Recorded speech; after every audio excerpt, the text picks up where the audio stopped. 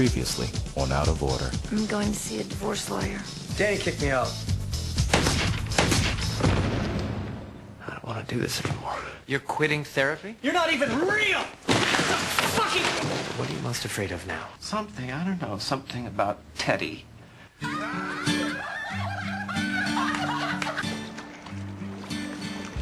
How many does that make? 1. I can't leave her. Just go. I deserve somebody real, not an alias, Frank Mills. When I first met Barb, so many conversations. They moved out? A long time coming. Please, don't tell Lorna. I love you, and I am going to hang in there until you fall back in love with me. If you kiss anybody when I'm not looking, I will kill you.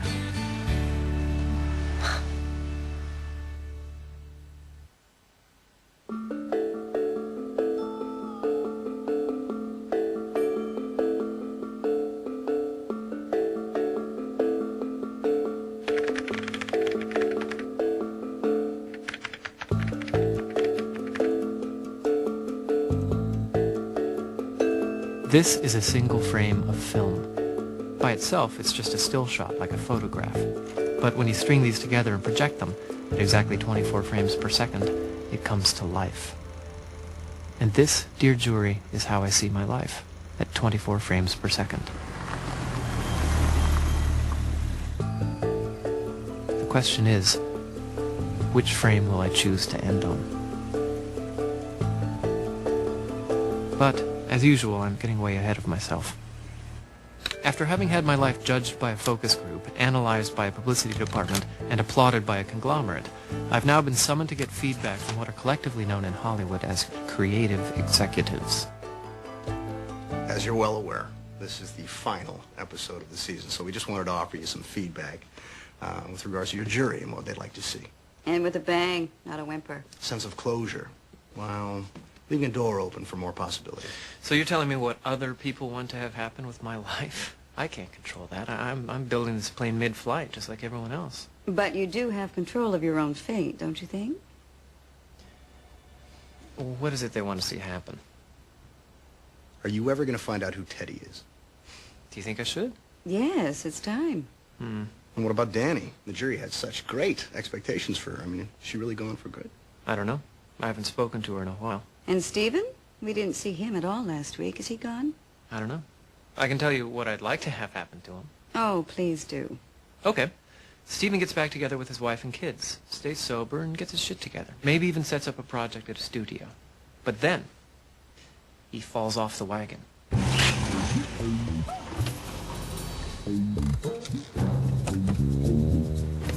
4 sheets to the wind, he drives over to our house to serenade Lorna.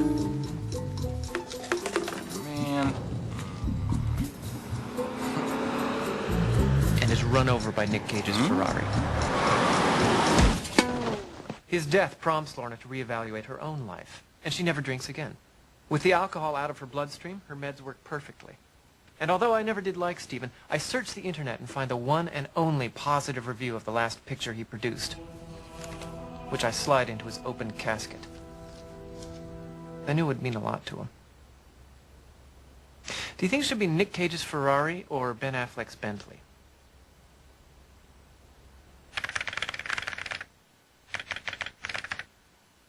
Ladies and gentlemen, time for the gate.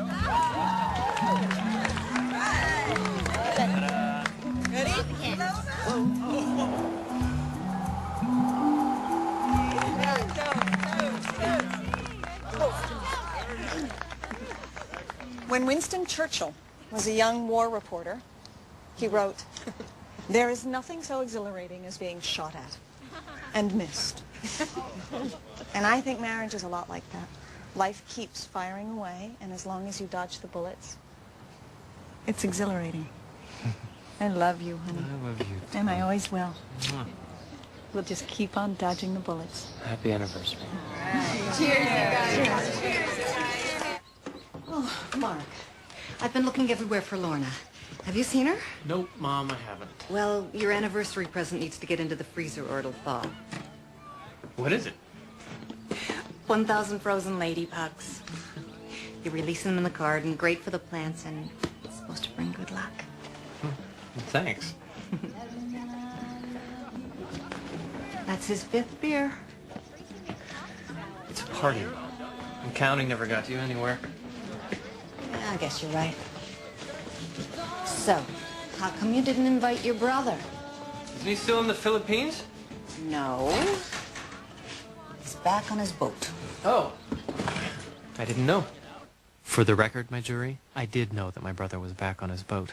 But there's a mantra that I live by and strongly recommend to all of you out there. 1 set of relatives per visit only. Do you think you'll ever get married? I have no idea. He says he wants to have a family, but how's he ever going to connect with someone when he's off trekking the wilds of Patagonia? And what if he does meet somebody on the other side of the world, too far away for us to ever see him again? Don't be such a worrywart. Don't steal lines from your father. I am worried, Mark. He seems to be stuck in neutral. I don't think he realizes how fast life goes by. And you. I can't believe you've been married for 17 years. Not as many as you. Your friends certainly seem to like him. Do you have any regrets? I'm sure I do. But if I thought too much about them, then I'd have to decide which I regret more, the things I did or the things I didn't do, and I don't want to go there. In dire need of a pee, I headed for the head. Our friend Nan, who's downstairs, what's new? Stop. Sorry.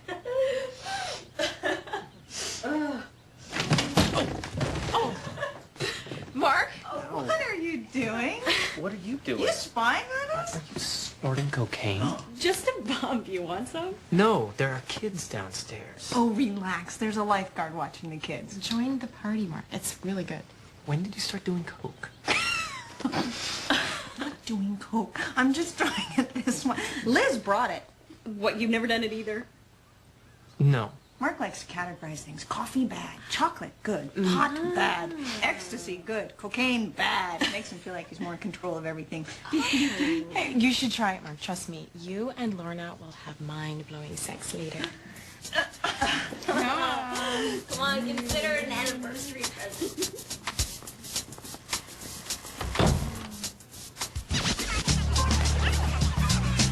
And then, while the children played, Liz and Mary flirted.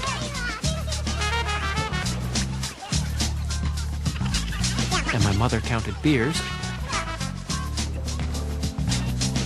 We stayed in the office and had mind-blowing sex.